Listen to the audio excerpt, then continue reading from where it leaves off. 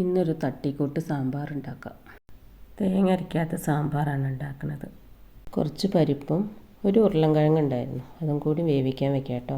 ഒരു 1.5 സ്പൂണ് മല്ലിപ്പൊടി, 3/4 സ്പൂണ് മുളക് പൊടി, 1 സ്പൂണ് മഞ്ഞൾപ്പൊടി, കുറച്ച് ഉലുവ. ഇത് എല്ലാം കൂടി ഒന്ന് വറുത്തെടുക്കട്ടെ.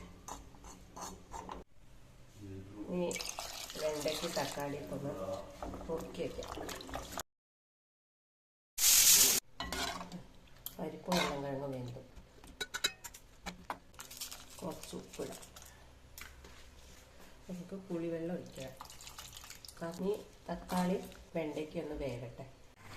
നേരത്തെ വറുത്ത് വെച്ച മല്ലി, മുളക്, മഞ്ഞൾ, പിന്നെ ഉലുവ, കായപ്പൊടിയും കൂടി ഇടാം. കുറച്ച് മല്ലിച്ചപ്പും കൂടി ഇടാം.